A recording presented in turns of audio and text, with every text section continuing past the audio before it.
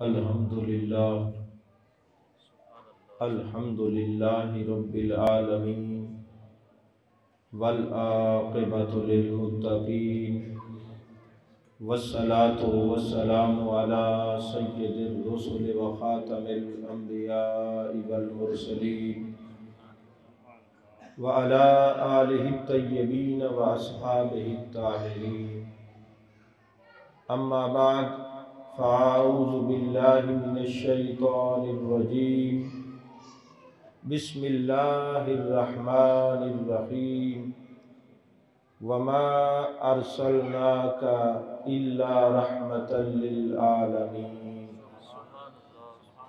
क़ालन नबिय्यु सल्लल्लाहु अलैहि वसल्लम इन्नमा अना रहमतुन मुहदातुन।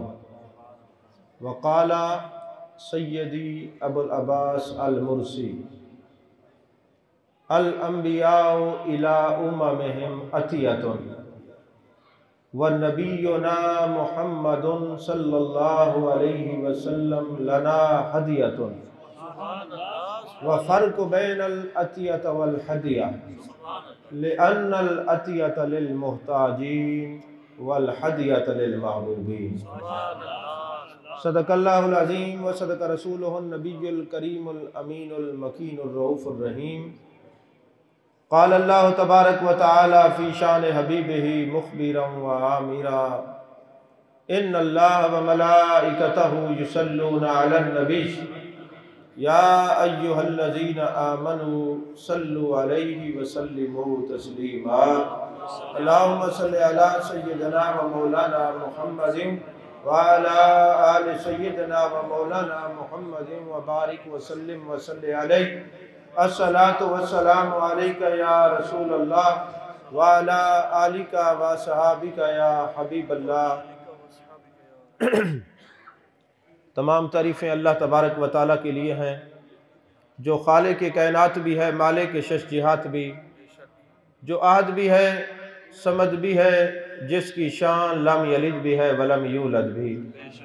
ला तदाद हदिया दरूद व सलाम बारगाह सय्यदुल अनाम शफ़ी रहमत वाली उम्मत शाह खूबा जान जाना शहनशाह हसीना सैयद सरवरा सयाह ला मकां ततीमाए दौरा सरख़ैल ज़ोहरा जमाला राजदान माओहा शाहिद मातगा साहिब अलम नशरा मासूम आमिना अहमद मुज्तबा हज़रत मोहम्मद मुस्तफ़ा सल्लल्लाहु अलैहि वालिहि वसहबिहि व बारक वसल्लम की दरबार नाज में अपनी अकीदतों, इरादतों, मोहब्बतों का खिराज पेश करने के बाद मैं इंतहाई शुक्रगुज़ार हूँ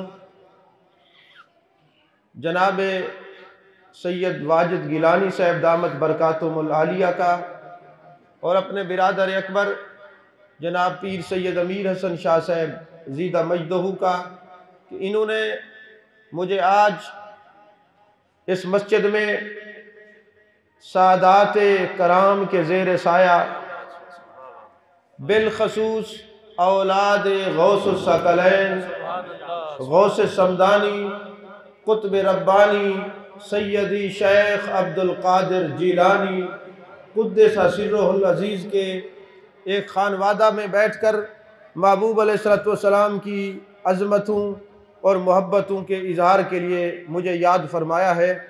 अल्लाह ताला इनको जज़ाए खैर अता फरमाए। अज़ीज़ान मोहतरम, आज इस धरती पे हमारा ये 5वां खिताब है और अगर आपने बोलते रहेंगे, खुश रहेंगे, जैसे मैंने आयत दरूद पढ़ी है तो मैंने नज़र उठा के देखा है अक्सर लोग ऐसे खामोशी से बैठे हैं, ये बेतवज्जी है। वरना जब या अय्युहल्लज़ीना आमनू सल्लु अलैहि व सल्लिमू तस्लीमा कहा जाए तो हर मोमिन पर हुक्म आ जाता है वो दरूद और सलाम पढ़े। तो इसी तरह आपने खामोशी से गुफ्तगू सुनी तो शायद मैं गुफ्तगू नहीं कर सकूँगा। आप बोलते रहें ताकि मुझे पता चले मैंने जो बात की है आपको समझ आ रही है। चले मैं एक बात आपके सामने अर्ज करता हूँ, फिर देखता हूँ आपको ये मेरी बात समझ आती है, फिर उसके मिजाज के मुताबिक मैं गुफ्तगू करूँगा। अजीज़ान मोहतरम, हज़रत सैयदना इमाम बाक़िर रज़ी अल्लाह ताला अन्हो ख़ानदान नबूवत के अजीम फ़र्जंद, आपकी खिदमत में एक शख्स आता है। हजूर वाला हमारे इलाके में एक आदमी है, वो कहता है मेरे पास सरकार के मुँह मुबारक है। तो हजूर वाला वो कहता है ये सरकार के हैं, वो कहता है ये सरकार के हैं, वो कहता है ये सरकार के हैं। पता ये करना है कि वाकई सरकार के हैं।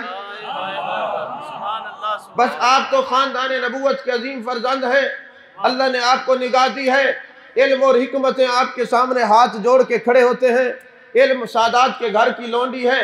तो हजूर वाला आप तो जान सकते हैं, अल्लाह ने आपको विजदान भी दिया है, मकाम मुशाहिदा पर भी फैज़ है, एक अजीम निगाह भी अता फरमाई है। तो हजूर वाला हमें ये पता करना है ये हजूर के हैं या नहीं है, हमें ये पता करना है ये हजूर के हैं या नहीं है। तो हजूर वाला हमें ये ताकीद कर दें, तस्दीक कर दें। तो जाने जाना जाने कायनात सल्लल्लाहु अलैहि वसल्लम के अजीम फर्जंद हजरत इमाम बाक़िर अलैहिस्सलाम व रज़ी अल्लाह ताला अन्हु दोनों बातें ठीक है। आप तशरीफ ले गए, जब वहां पे गए तो फरमाया नबी वालों को पहचानना इतना मुश्किल नहीं है।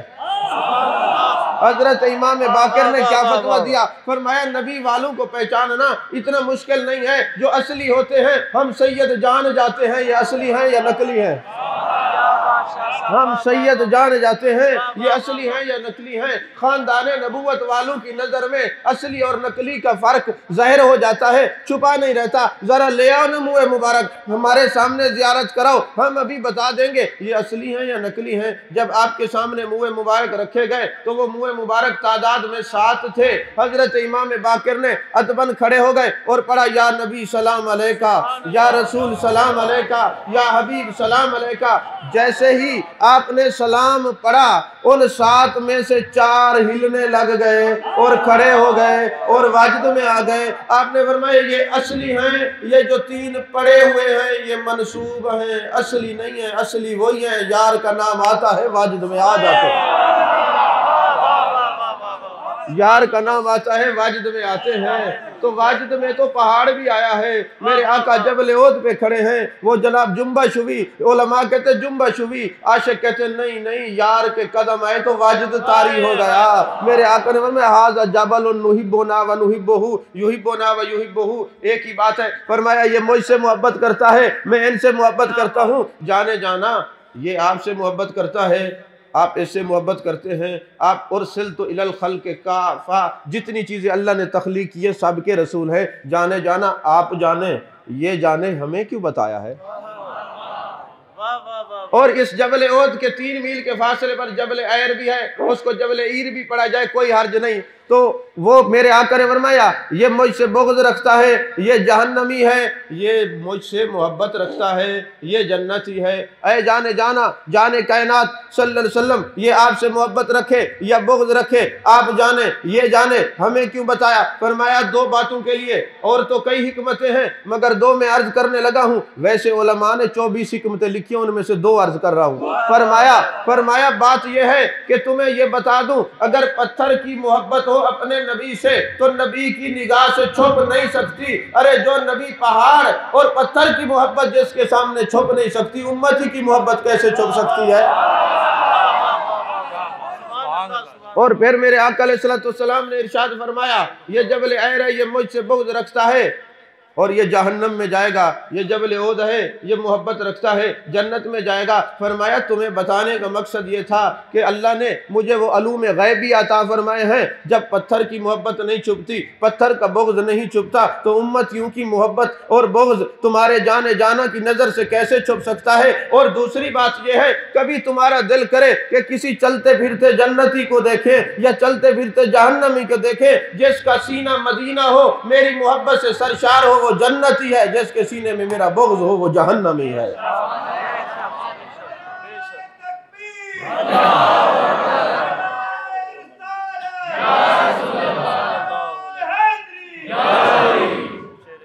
अज़ीज़ान मोहतरम, चूँकि मैं कोई अवामी ख़तीब तो नहीं हूँ, अक्सर मेरे जो लेक्चर वगैरह यूनिवर्सिटीज़ में होते हैं, तो एक यूनिवर्सिटी में मुझे जाने का इत्तेफाक हुआ। तो एक साहब खड़े हो गए, PhD के स्टूडेंट थे, मुझे कहने लगे डॉक्टर साहब आप भी मिलाद वालों में से हैं। मैंने कहा अल्हम्दुलिल्लाह हम भी मिलाद वालों में से हैं। तो कहने लगे ये जो आप लफ्ज़ मिलाद इस्तेमाल करते हैं, क्या लफ्ज़ मिलाद कुरान में है? अगर लफ्ज़ मिलाद कुरान में है तो फिर आपको मिलाद मनाना चाहिए। अगर लफ्ज़ मिलाद कुरान में नहीं है तो फिर आप अपनी तरजीहात पे गौर करें, अपनी इस्तिलाहात पे गौर करें। मैंने कहा जनाबे वाला मुझे ये बताएं, मिलाद तो मैं तुम्हें कुरान से दिखाता हूँ, पहले ये बताओ दीन इस्लाम का बुनियादी अकीदा क्या है? उसने कहा तौहीद है। मैंने क्या लफ्ज़ तौहीद कुरान में है? तवज्जो करें आप, तो मैं क्या अर्ज कर रहा हूँ, लफ्ज़ तौहीद कुरान में है। उसने कहा जनाब व इलाहुकुम इलाहुन वाहिद, ये तौहीद नहीं तो क्या है? कुल वल्लाहु अहद, ये तौहीद नहीं तो क्या है? तो मैंने कहा कद जाअकुम, ये मिलाद नहीं तो क्या है? लक़द जाअकुम, ये मिलाद नहीं तो क्या है? लक़द जाअकुम, ये मिलाद नहीं तो क्या है? कद जाअकुम, ये मिलाद नहीं तो क्या है? तो चलो ठीक है, ये तो समझ में आ गया। तुम लोग जो लफ्ज़ मिलाद कहते हो, अच्छा कद जाअकुम से तो कहते हो कि महबूब आ गए। मैंने कहा हम नहीं कहते, आदम से लेकर ईसा अलैहिस्सलाम तक तमाम अंबिया कहते हैं वो नबी आएंगे, वो नबी आएंगे, वो नबी आएंगे। कुरान की बोली है आ गए, आ गए, आ गए। कद जाअकुम मिनल्लाहि नूरुन व किताबुम मुबीन, एक नूर मुबीन आया है अल्लाह की तरफ से और रोशन किताब लेके आया है। जो आप कहते हैं नूर वाला आया है, नूर लेके आया है, ये कद जाअकुम मिनल्लाहि नूरुन व किताबुम मुबीन का तर्जमा है। नूर वाला आया है, नूर लेके आया है। कहते चले ये बात ठीक है, चलो समझ में आ गई कि जब आप पढ़ते हैं लक़द जाअकुम मिलाद हो जाता है, कद जाअकुम मिलाद हो जाता है, फिर ये झंडे लगाने की क्या ज़रूरत है?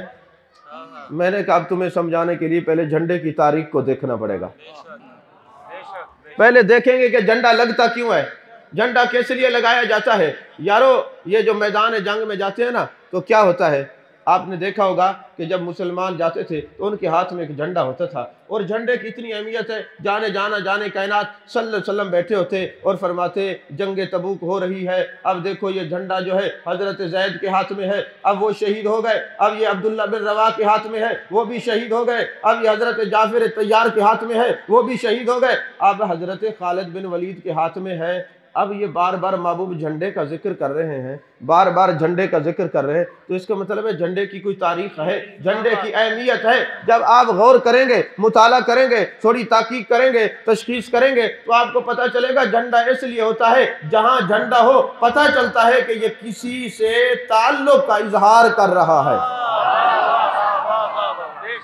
ये झंडा किसी से ताल्लुक का इजहार कर रहा है। झंडा लगाना फर्ज नहीं है, झंडा लगाना वाजिब नहीं है, लेकिन ये किसी से ताल्लुक का इजहार करता है। मैं मिसाल दे दूं, मैं सियासतदानों पे कीचड़ नहीं उछाल रहा, हम तो सूफी हैं, हम तो मिलाने वाले हैं, जुदा करने वाले नहीं, लेकिन इतना ज़रूर है कि मिसाल दे के समझा सकता हूँ कि अगर किसी के घर पे शेर वाला झंडा हो तो आपको पूछने की ज़रूरत पड़ती है इस घर वाले का ताल्लुक किससे है। अगर तीर वाला हो और अगर बल्ले वाला हो कोई ज़रूरत नहीं पड़ती ना, और अगर काला झंडा हो तब भी ज़रूरत नहीं पड़ती, आपको पता चल जाता है भाई एक मकतबा फ़िक्र के लोग हैं, इनका घर है, ये झंडा बता रहा है ये घर वाला किससे ताल्लुक़ रखता है, किस मकतबा फ़िक्र से ताल्लुक़ रखता है। तो यारो जब सियासत के या मजहबियत के झंडे लगे हों, हम तो किसी से नहीं पूछते क्यों लगाते हो, हम तो पता चल जाता है, झंडा ही बता देता है इनका ताल्लुक़ किससे है। तो जब हम गुंबद खजरा के मकी का झंडा लगाते हैं तो फिर तुम्हें भी तो पूछने की ज़रूरत नहीं, हम भी तो यही बताते हैं हमारा ताल्लुक़ अपने नबी से है।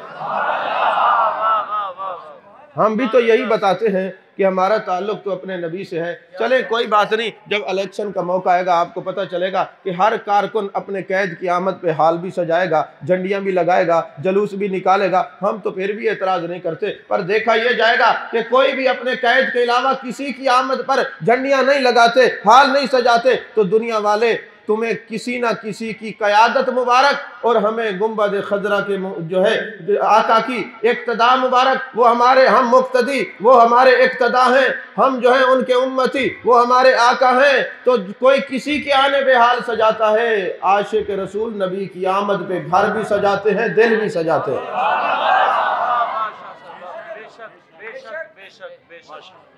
एक और बात भी अर्ज कर दूं, मैं बड़े वसूख से अर्ज करने लगा हूं हज़रत सैयदा आमना पाक फरमाती है, जब मेरे आका अलैहिस्सलाम दुनिया में तशरीफ़ लाए ना, खाराज मिन्नी नूर, एक नूर खारिज हुआ और मैंने शाम के महल्लात देख लिए, नूर था।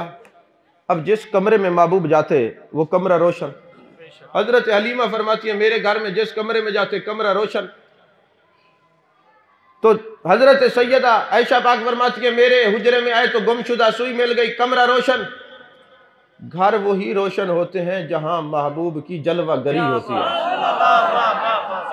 घर वही रोशन होते हैं जहां महबूब की जलवा गरी होती है। तो सूफिया कहते हैं, मौलाना रूम कहते हैं कि जिक्र महबूब विसाल महबूब अस्त, जो महबूब का जिक्र है वो महबूब के दीदार का दर्जा रखता है। आज भी वही घर चमक रहे जिसमें जिक्र मुस्तफा हो रहा है। तो अजीज़ान मोहतरम, ये जितने महबूब की आमद का हम जश्न मनाते हैं, महबूब अलैहिस्सलाम का जिक्र करते हैं, फिर पूछा जाता है, हजूर वाला आप जो ये जिक्र करते हैं ये कहाँ लिखा हुआ है? उलमा तशरीफ़ फरमा है, मजमे में भी मैं देख रहा हूँ, मुझे पता है, मैं मुदर्रिस हूँ, देख लेता हूँ कि उलमा तशरीफ़ फरमा है। मैं आपसे ये पूछता हूँ, 6666 आयात बय्यनात हैं, कहीं अल्लाह ने हुक्म दिया है महबूब हर वक्त अपनी उम्मत को याद रखना? जितनी आदि से अल्लाह ने हुक्म दिया महबूब हर वक्त यही दुआ मांगनी है और उम्मत को नहीं भूलना। तो मेरे आका अलैहिस्सलाम दुनिया में आए, फरमाया रब्बे हबली उम्मती, अय अल्लाह मेरी उम्मत को बख्श दे।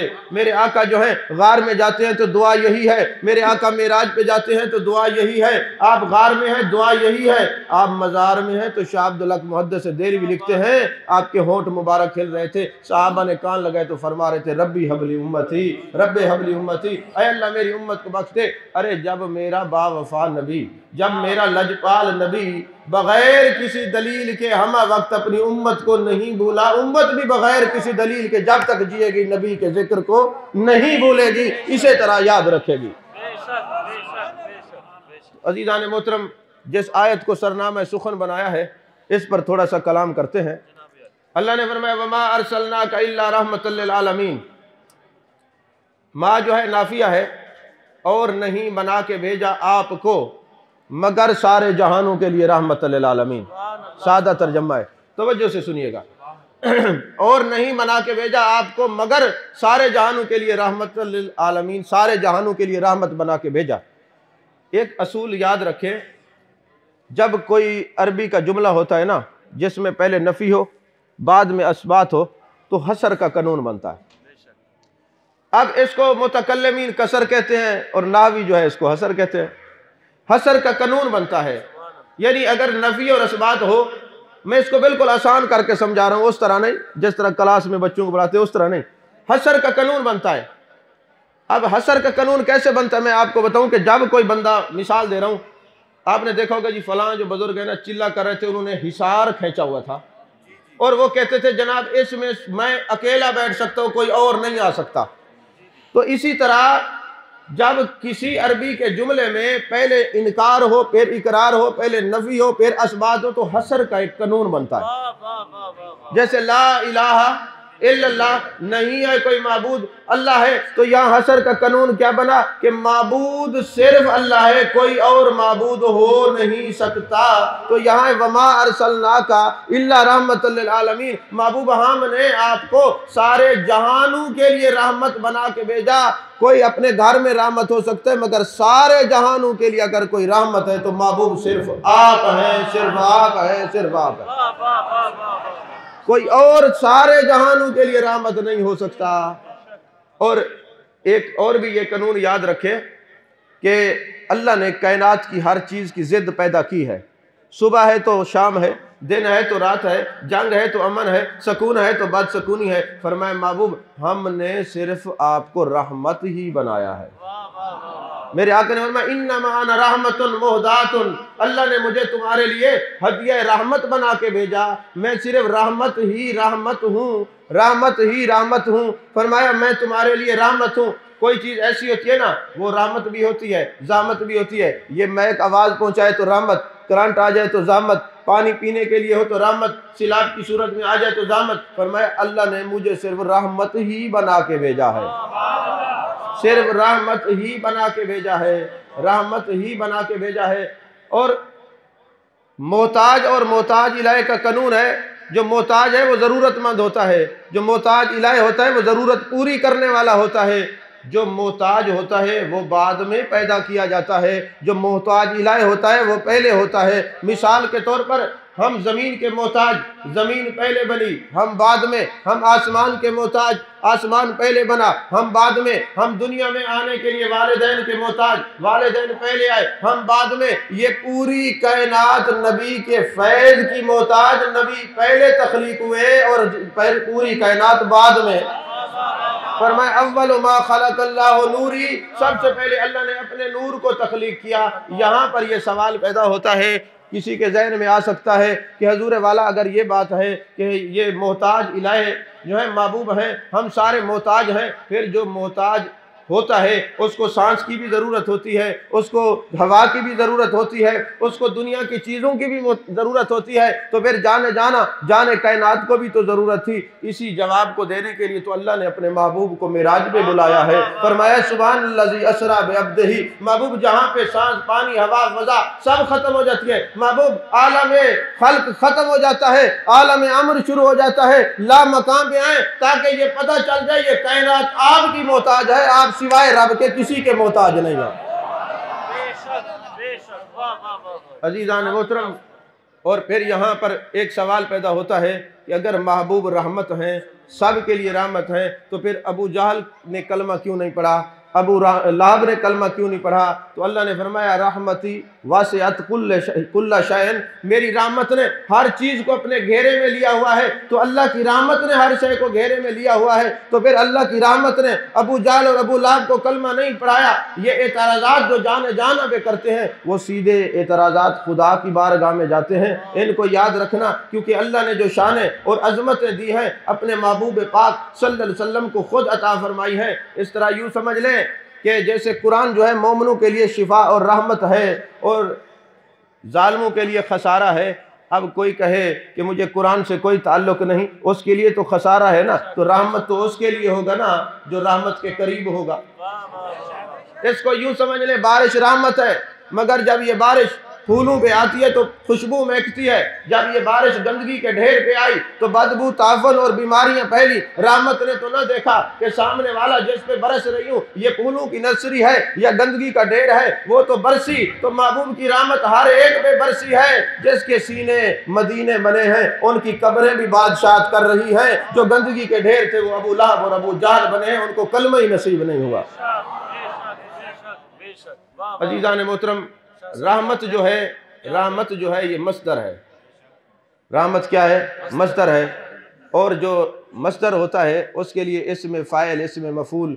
अगर इसमें फ़ाइल हो तो जो इसमें फ़ाइल होगा उसको कहेंगे राहिम, यानी रहमत करने वाला। और हजूर गज़ाली ज़मा सैयद अहमद सईद शाह साहब काज़मी रहमतुल्लाह अलैह फरमाते हैं कि जो इसमें फ़ाइल है वो राहिम है। और राहिम उस वक्त तक राहिम हो नहीं सकता जब तक चार चीज़ें उसमें ना पाई जाएं। जो राहिम हो वो जिंदा हो। पहली शर्त यह है कि जो राहिम हो वो जिंदा हो। दूसरी शर्त यह है कि जो राहिम हो वो करीब हो। और तीसरी शर्त यह है कि जो राहिम हो उसको रहमत करने की ताकत भी हो। और चौथी शर्त यह है जो राहिम हो उसको पता भी हो कि रहमत करनी कहाँ है। ये तकरीर बस ये 2-4 मिनट की मुश्किल थी, आगे मैं आसान तकरीर करने लगा हूँ। इसको जरा समझें, ये एक बुनियाद बना रहा हूँ। जो राहिम होगा उसमें कितनी शराइत होंगी बोलिए, मेरी तरफ देखिए, कितनी शराइत होंगी? पहली शर्त क्या है? जो राहिम हो वो जिंदा हो, जो राहिम हो वो करीब हो, जो राहिम हो उसको पता हो कहाँ रहमत करनी है, और जो राहिम हो वो रहमत करने की ताकत भी रखता हो। तो पता चले ये चारों अकायद हमारे हैं। तो जिसने इन चारों अकायद को माना है उसने लफ्ज़ रहमत को समझा है, उसने महबूब को रहमत लिल आलमीन समझा है। जिसने चारों में से किसी एक का इनकार किया अभी तक वो महबूब की रहमत से वाकिफ ही नहीं हुआ। महबूब की रहमत से वाकिफ ही नहीं हुआ।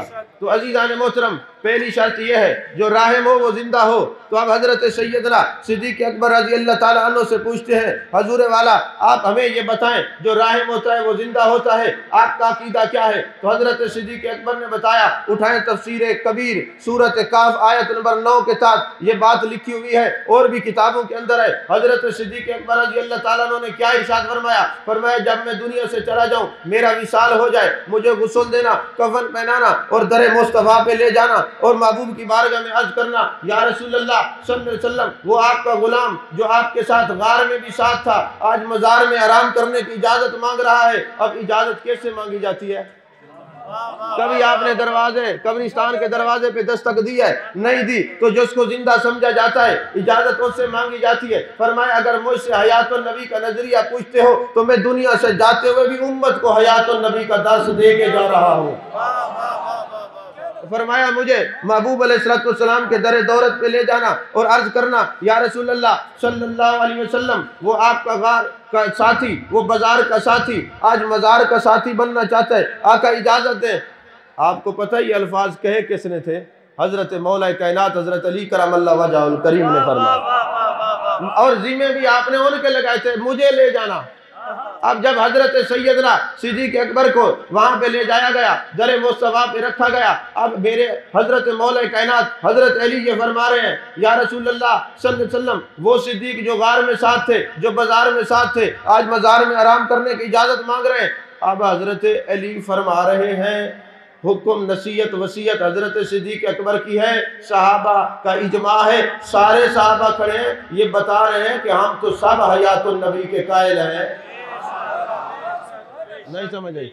अगर साहबा हयातुन नबी के कायल न होते तो मौला कायनात ये न फरमाते। फिर हजरत फारूक आजम रज़ी अल्लाह ताला अन्हु से पूछते हैं, हजूर आप क्या फरमाते? फरमाया जो मेरा फतवा है वही सिद्दीक के फतवे के मुताबिक है, जैसे वो फरमाते बुखारी शरीफ उठाएं, यजीद बिन साहिब रज़ी अल्लाह ताला अन्हु कुरान पाक की तिलावत कर रहे हैं, फरमाते एक कंकरी मुझे लगती है, जैसे कंकरी लगती है ना, मैंने जिस सिमत से कंकरी आई थी उधर देखा तो हजरत फारूक आजम इशारा कर रहे हैं। जब मैं करीब गया, फरमाया ये देखो 2-3 आदमी शोर कर रहे हैं, आपस में लड़ रहे हैं, इनको नहीं पता जाने जाना आराम कर रहे हैं, यहाँ माल बर्बाद होते हैं। ये दर रसूल सल्लल्लाहु अलैहि वसल्लम पे खड़े हैं और ऊंची आवाज में बात कर रहे हैं, इनको जाओ पकड़ के ले आओ।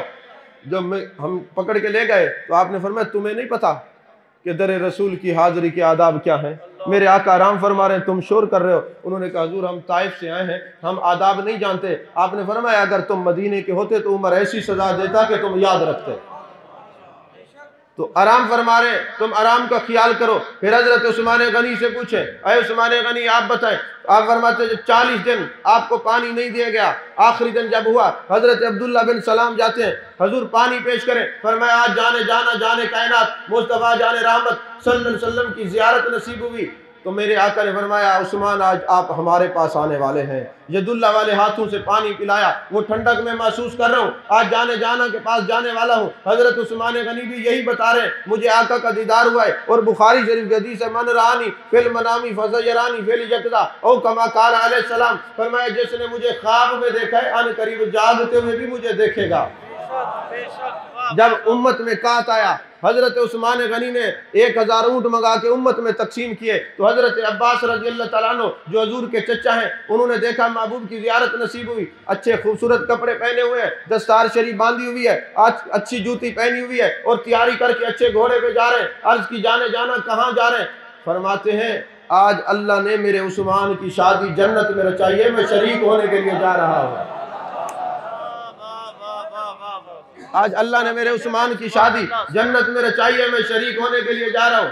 और फिर हजरत मौला कायनात हजरत अली करमल्लाहु वजहुल करीम आप क्या फरमाते हैं हयातुन नबी के बारे में? फरमाया हम तो मानते हैं कि हजरत नबी करीम सल्लल्लाहु अलैहि वसल्लम हयात हैं। वजह यह है कि जब सैयदना सिद्दीक़ अकबर रज़ी अल्लाह ताला अन्हु का विसाल होता है, मैंने अपनी आंखों से, हजरत मौला अली फरमा रहे हैं, मैंने अपनी आंखों से जाने कायनात सल्लल्लाहु अलैहि वसल्लम की ज़ियारत की। मेरे आका दुआ करते हैं अल्लाह मेरी उम्मत में जितने बूढ़े हैं सब की बख्शिश कर दे सिद्दीक़ अकबर के वसीले से। मैंने महबूब को सर की आंखों से देखा है, मैंने सर की आंखों से महबूब को देखा है। अगर मेरा अकीदा हयातुन नबी का न होता तो मुझे ये बताएं सिद्दीक़ अकबर को लेकर दर मुस्तफा पे गया कौन था?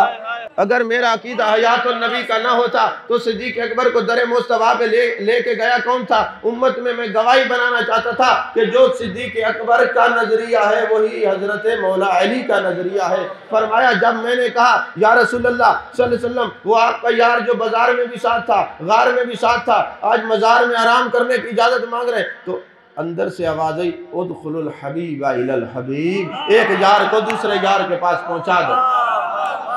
तो अजीज़ान मोहतरम, वक्त मुख्तसर है, बस 10 मिनट और गुफ्तगू करके गुफ्तगू खत्म कर रहा हूँ। पहली ये बात समझ में आ गई, सहाबा का नजरिया यही है कि मेरे आका अलैहिस्सलाम जिंदा है। यही वजह है कि हजरत इमाम हुसैन करबला के मैदान में फरमा रहे हैं कि जाने जाना का दीदार हुआ है। यही वजह है कि लोगों ने देखा करबला के मैदान के अंदर मेरे आका अलैहिस्सलाम की दाढ़ी और जुल्फ़े अंबरी के अंदर मिट्टी ने पनाह ले रखी है। तो अजीज़ान मोहतरम, जितने सहाबा हैं सारे मानते हैं मेरे आका जिंदा है। तो राहिम की पहली शर्त यह है कि जिंदा हो, और दूसरी शर्त यह है कि करीब हो। एक यूनिवर्सिटी में मुझे सवाल हुआ, ये सारी चीज़ें नेट पे मौजूद है, ऑन दी रिकॉर्ड है। किसी ने सवाल किया, जनाब कुछ लोग कहते हैं इधर या रसूलल्लाह नहीं कहना चाहिए, मदीने जब जाए वहाँ या रसूलल्लाह कह सकते हैं, यहाँ नहीं कहना। मैंने कहा इधर क्यों नहीं कह सकते, कोई दलील तो पेश करें। उसने कहा बात यह है मेरे आका अलैहिस्सलाम मदीने में है और हम लाहौर में हैं, तो लिहाजा जब हम लाहौर में हैं, आका मदीने में है, तो नबी तो दूर है, तो इसलिए जो करीब होता है नाहनु अक़रबु इलैहि मिन हब्लिल वरीद, अल्लाह शारक से करीब है, या अल्लाह तो कह सकते हैं, महबूब चूँकि मदीने में इसलिए या रसूलल्लाह नहीं कह सकते। मैंने कहा पहली बात तो यह है कि अगर आलिम होते तो आप ये सवाल ही ना करते। आपको सर्फ और नाहव आती, आपको पता होता हरूफ निदा 5 है, उनमें से एक या भी है। या दूर वाले के लिए भी होता है, दरमियानी फासले के लिए भी होता है, और करीब वालों के लिए भी होता है। तो तुम्हें पता होता, तो लिहाजा तेरा सवाल ये बता रहे कि तुझे सर्फ नाव भी नहीं आती, माशाल्लाह इससे भी आपने हाथ धोए हुए। आपको पता होता कि ये हरूफ निदा 5 है, उसमें एक या भी है। चले आपने ये कह भी दिया है कि जो करीब होता है उसको या कहते हैं, तो अगर कुरान में जहाँ ये है अल्लाह शारक से करीब है, उसी कुरान में हो कि महबूब करीब है, फिर तो कह सकते हैं। उसने कहा जी मैं हाफिज़ कुरान हूँ, कोई ऐसी आयत नहीं। मैंने कहा तुमने रट्टा लगाया हुआ है, काश मोहब्बत रसूल से कभी कुरान को समझते हैं। तुम्हें पता होता जिस कुरान में यह लिखा है कि अल्लाह शारक से ज्यादा करीब है, उसी कुरान में लिखा है अन्नबी औला बिल मुमिनीन मिन अनफुसिहिम। ऐ ईमान वालों की जान से ज्यादा करीब मेरे मुस्तफा हैं। फर्क यह है अल्लाह हर एक की रगे जान के करीब है, मेरे मुस्तफा मोमिन के करीब है। जो मोमिन है वो यहाँ भी या रसूल अल्लाह कह सकता है, वहां भी या रसूल अल्लाह कह सकता है। तो जब या की बात आई तो समझ में आई। तो अन्नबी औला बिल मुमिनीन मिन अनफुसिहिम, ईमान वालों मेरा नबी तुम्हारी जान से ज्यादा करीब है। यही वजह थी कि अबुल अब्बास अल मुर्सी कहते हैं खुदा की कसम एक लम्हा भी जाने जाना के चेहरे से नजरें हटा लूं, समझता हूं मैं मुसलमान नहीं रहा। तो कोट के घोड़ फरमाते खलकत को जैदी गोल है, हर दम फरीद दे कोल है। ये यार फरीद कबूल करे, सरकार भी तू सुल्तान भी तू, न त कहतर कम तर आकर अदना ला शैला इम्कान भी तू। अजीज़ान मोहतरम, जो मोमिन होगा वो नबी को करीब समझता है। तीसरी शर्त यह है कि पता भी हो कि कहाँ रहमत करनी है। मौजम अल कबीर की हदीस पाक है, मौजम अल कबीर की हदीस पाक है। हजरत मैमूना रज़ी अल्लाह तआला अन्हा राविया है, उम्मुल मोमिनीन है। फरमाती है एक दिन मेरे आका मेरे घर में तशरीफ फरमा थे और रात को वुजू करके ना मेरे आका ने ऐसे सामने देखा, फरमाया लब्बैक नुसिरता लब्बैक नुसिरता लब्बैक नुसिरता, मैं हाजिर हूँ तेरी मदद कर दी गई, मैं हाजिर हूँ तेरी मदद कर दी गई, मैं हाजिर हूँ तेरी मदद कर दी गई। अम्मा जान कहती है मैंने अर्ज की या रसूल अल्लाह बंदा तो कोई नहीं है, आप किसको फरमा रहे हैं मैं हाजिर हूँ मदद कर दी गई।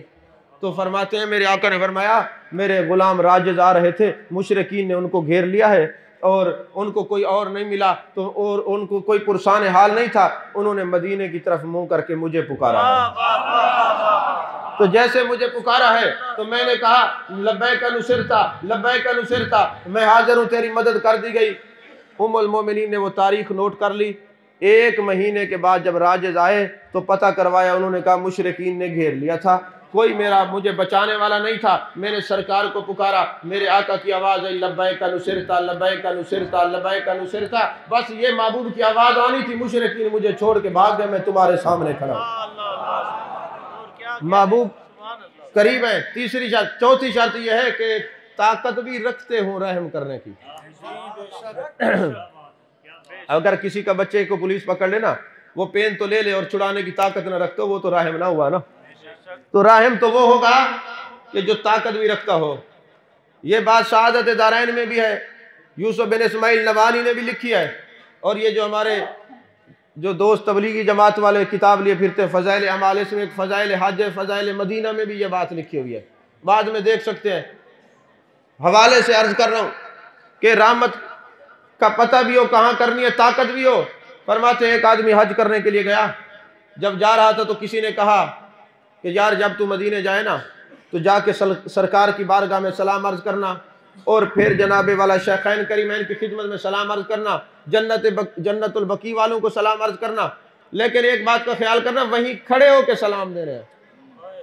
अब वो जनाबे वाला फरमाते हैं कि जब मेरा वो अरसा पूरा हुआ, बेर अली पर आए, जुल हुलैफा के मकाम पर एहराम बांध लिया, उम्रे की नियत कर ली, याद आया भाई मैंने तो सलाम दिए ही नहीं थे। तो सवारी वालों को कहा जनाब काफिले वालों को मेरे साथ चलो, हमने सलाम पेश करना है, सलाम पेश करना है। उन्होंने कहा जनाब यहीं से खड़े होकर सलाम पेश कर लो। उसने कहा जनाब जिसने कहा था उसने कहा था वहीं जाके सलाम देना, तो लिहाजा आप मेरे साथ चलें, मैंने जाके सलाम देना है। उन्होंने कहा हम वापस नहीं जाते। जब हाजी हज पे जाते हैं एहराम बांधने के बाद उनकी तबीयत ही अजीब हो जाती है, उनकी कैफियत ही बदल जाती है। उन्होंने कहा हम नहीं जाते, बात सीधी है, आपने जाना है तो चले जाएं, हम नहीं जाते। उन्होंने कहा फिर मेरी सवारी ले जाओ, मेरा सामान ले जाओ, फिर मैं जानूँ और मेरे सरकार जानो। फिर वो आते हैं सरकार की बारगाह में सलाम अर्ज करते हैं, शेखैन करीमैन की बारगाह में जन्नतुल बकी में सलाम अर्ज करने के बाद रियाजुल जन्ना में बैठ जाते हैं। आपको पता है ये इस मकाम को रियाजुल जन्ना क्यों कहते हैं? जन्नत को जन्नत क्यों कहते हैं? एक तो जन्नत वो है ना जो आजकल हमारे जैल खतीबों, नाथ खानों और कवालों के हाथ में आई हुई है। वो कहते हैं जेड़ी जन्नत दमान करे ने मुल्ला तेरी जन्नत मूल न बरसों। तो भाई जन्नत में तो तुम नहीं जाओगे, तो फिर तो एक ही रास्ता बचता है और तो कोई बचता ही नहीं है ना। तो जन्नत उस मकाम को कहते हैं जहाँ खुदा मेजबान हो, बंदा मेहमान हो, उस मकाम को जन्नत कहते हैं। और दूसरा जन्नत का माना यह कि जहाँ मौत ना हो, जहाँ जिंदगी ही जिंदगी हो, उस मकाम को जन्नत कहते हैं। इसलिए मेरे आका ने फरमाया मा बैन बैती व मिंबरी रौदतुम मिन रियादिल जन्ना, मेरे घर से लेकर मेरे मिंबर का जो एरिया है जन्नत के बागों में बाग है। जाने जाना जन्नत क्यों फरमाया? फरमाया जब मेरा उम्मत ये है उसको पता हो मेरे नबी जन्नत में है, जन्नत में मौत नहीं है। समझ क्या है? तू जिंदा है वल्लाह, तू जिंदा है वल्लाह, मेरी चश्मे आलम से छुप जाने वाले, मेरी चश्मे आलम से छुप जाने वाले। इसलिए फरमाया मैं अपने घर में रहूं जहां मेरे कदम लगते हैं वो मकाम जन्नत। अगर मोमिन की कब्र में आ जाऊं, कब्रुल मोमिन रौदतुम मिन रियादिल जन्ना, मोमिन की कब्र को भी जन्नत बना देता हूं। तो जन्नत का एक माना यह है कि जहां मौत ना हो। तो अजीजान मोहतरम फरमाते रियाजुल जन्ना में बैठा हुआ था, मैंने अर्ज किया का मेहरबानी करें। और फिर जन्नत का एक माना यह भी है जहां जो भी मांगो मिलता है, जो भी मांगो मिलता है। देखे ना अल्लाह ने कुरान में फरमाया ना अम्मा साइला फला तनहर, अगर ये होता ना अम्मा साइला फला तनहर तब भी जुमला मुकम्मल था। ये अलिफ लाम क्यों लगाए? अब अलिफ लाम की 4 किस्में हैं, आधे ज़ैनी, आधे खारजी, जिनसी, इस्तगराकी। चले मैं उलझाता नहीं, मैं इसको यूं बयान कर देता हूँ। इसके 2 माने बनते हैं। एक माना ये बनता है महबूब आपके पास सवाल करने के लिए सिर्फ इंसान नहीं आएंगे, जानवर भी आएंगे, चरिंद भी आएंगे, परिंद भी आएंगे। महबूब जो भी आए आपने सबको देना है, झिड़कना नहीं है। और दूसरा माना है कि ये बनता है महबूब अगर आपने किसी को ना दिया तो इन्ना आतना कल कौसर तेरे रब ने फरमाया है, या अय्युहन नबी इन्ना अरसलना का शाहिदा, तेरे रब ने फरमाया वमा अरसलना का इल्ला रहमतल लिल आलमीन, तेरे रब ने फरमाया है। तो लिहाजा महबूब आपने देना है, आपने ना दिया तो एतराज की जो एतराज है तेरे रब पर होगा। लिहाजा जो भी आए तेरे दर पे तूने अता करना है, जो भी आए तो तूने अता फरमाना है।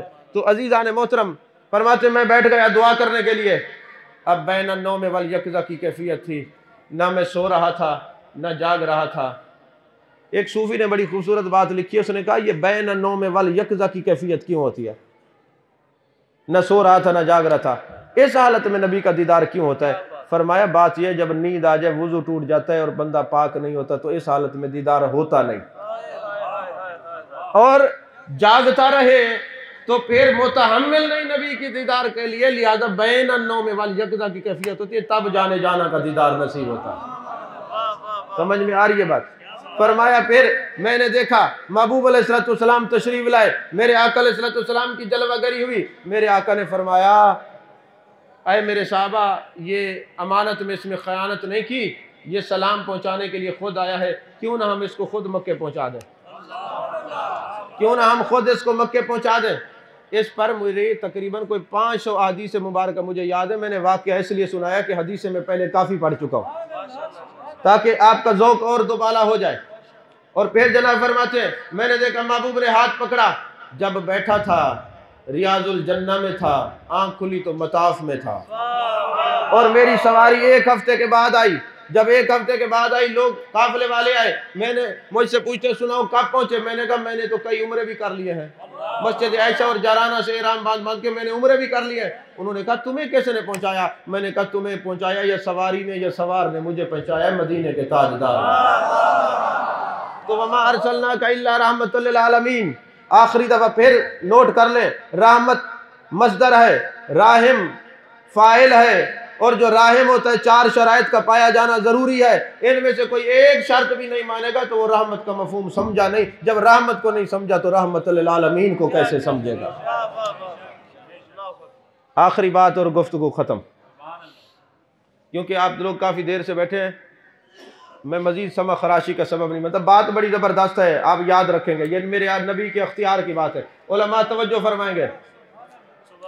आप बड़े दूर दूर तक फिरते रहते हैं, बड़े दूर दूर तक। देखिए अल्लाह ने कितना हमें हसीन अकीदा दिया। हम सहाबा के भी गुलाम हैं, अहले बैत के भी गुलाम हैं, अल्हम्दुलिल्लाह सब के गुलाम, बल्कि नबी के हर निस्बत के गुलाम हैं। हम नबीजीन, सिद्दीकीन, शुहदा, सालिहीन, कामिलीन, वासिलीन, आशिकीन, रादीन, मर्दीन सब के गुलाम हैं, सबका एहतराम करते हैं। आपने ये देखा होगा, चलते फिरते रहते हैं, अक्सर लोगों को एक्सीडेंट होता है या गोली लगती है, उनका खून कई कई अरसे तक ज़मीन पे बिखरा रहता है। कभी आपने देखा किसी कुत्ते ने खून चाटा हो? कभी आपकी नज़र पड़ी है कभी किसी कुत्ते ने खून चाटा हो? मैं चाहता हूं कोई ऐसी बात भी कर दूं जो आपको सारा साल याद रहे। तो कुत्ते ने खून चाटा हो? नहीं, आप नहीं दिखा सकते, ना देख सकते हैं, ना देखेंगे, अल्लाह करे ना कभी देखें। वजह क्या है? वजह क्या है? जब मैंने देखा कि कुत्ते मुसलमान का खून नहीं चाटते, मेरी तवज्जो कैसी बची। मैं यूरोप गया तो वहाँ एक आदमी का एक्सीडेंट हुआ, उसका खून जो है ना कुत्ते चाट रहे थे, वो ईसाई था। तो मैं हैरान हुआ कि मुसलमान का खून कुत्ते नहीं चाटते, इसका खून क्यों चाट रहे? मैंने उलमा से पूछा, राब्ते किए, सब ने नफ़ी में जवाब दिया। एक दिन मैं मक्का शरीफ गया तो एक मकतबे में मैंने हदीस रसूल सल्लल्लाहु अलैहि वसल्लम की किताब खोली। जैसे किताब खोली, ऊपर हेडिंग लिखी हुई थे, कुत्ते मुसलमान का खून क्यों नहीं चाटते, कुत्ते मुसलमान का खून क्यों नहीं चाटते। जब उस हदीस रसूल सल्लल्लाहु अलैहि वसल्लम को खोला तो देखा कि जाने कायनात मुस्तफा जाने रहमत सल्लल्लाहु अलैहि वसल्लम मस्जिद में तशरीफ फरमाए। आपने ऐलान किया, अल कल्बु ला यलगु फी दम मुस्लिम, कुत्तों तुम पर हराम करता हूँ किसी मुसलमान का खून नहीं चाटना, कुत्तों तुम पर हराम करता हूँ खून नहीं चाटना। यारो कभी दिल पे हाथ रख के सोचना, 1450 साल गुजर गए, कुत्ता चाहे लूसी हो, कुत्ता चाहे शिकारी हो, कुत्ता चाहे नस्ली हो, कुत्ता चाहे कोई भी हो, आज तक तुम्हारे खून के करीब नहीं जाता। कुत्ते को किसने बता दिया तेरे नबी का हुक्म है?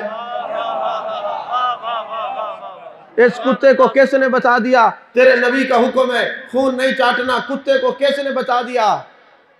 मानना पड़ेगा, जिन्नस का कुत्ता होके महबूब के हुक्म को मानता है, और हुक्म उसको माना जाता है जिसको हाकिम माना जाए। नहीं समझ आई?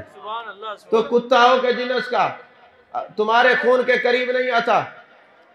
अच्छा, अगली बात यह है कि वो खून जो है जब जिस्म से निकल जाए तो नापाक होता है ना, अगरचे नापाक है, क्योंकि हम अशरफुल मखलूकात हैं, नबी के उम्मती हैं, नबी के कलमा गो हैं। अल्लाह ने फरमाया कुंतुम खैरा उम्मा, महबूब तेरी उम्मत सारे उम्मतों से आला। तो तुम्हारा खून जो है अगरचे निकलने के बाद हराम है, तब भी कुत्ता नहीं चाटता, तो मुझे ये बताएं, जो तुम्हारे खून के करीब खसीस जानवरों को नबी आने नहीं देता, उसके अपने खून का मकाम क्या होगा? आप बात को नहीं समझे मैंने क्या कहा है? क्योंकि बोला जो तुम्हारे खून के करीब किसी नापाक को ना आने दे, तो नबी के अपने खून का क्या आलम होगा, क्या मकाम होगा, क्या मर्तबा होगा। बहरहाल मैं ये कहना चाहूँगा कि महबूब अलैहिस्सलाम की इज़्ज़तें और अज़मतें, जैसे अल्लामा से फरमा रहे थे कि नमाज 5 वक्त फ़र्ज है, रोज़ा साल में फ़र्ज है, ज़कात साहिब निसाब पर फ़र्ज है, हज साहिब इस्तिताअत पर फ़र्ज है, और इज़्ज़त मुस्तफ़ा पे चौकीदारा हर सांस पर फ़र्ज है। उसके लिए किसी आलिम की ज़रूरत नहीं, किसी पीर की ज़रूरत नहीं, किसी फ़कीह की ज़रूरत नहीं। हर मुसलमान जो नबी का कलमा पढ़ता है उस पर यह लाजिम है कि वह नबी की इज़्ज़त का चौकीदार बन जाए और नबी की मोहब्बत का अलम बरदार बन जाए। अल्लाह ताला मेरी हाज़िरी को कबूल फरमाए। और याद रखें, हमने जो जिक्र किया ये नबी का जश्न है, जश्न मनाएं, लेकिन नबी के मिशन पर भी अमल करें। नमाज भी पढ़ा करें, रोज़ा भी रखा करें, ज़कात भी दिया करें, हज भी अदा किया करें। अपनों परायों का सबका हक ना खाया करें, जिसका हक खाया वो लौटा दिया करें, सूद से बचा करें। ये अगर मिलाद मनाते रहें और इन चीज़ों में पड़े रहें तो नबी खुश नहीं होंगे। नबी तब खुश होंगे जब नबी का जश्न भी मनाएं और नबी के मिशन पर भी अमल करें। आमीन व आखिर दावाना अल्हम्दुलिल्लाहि रब्बिल आलमीन।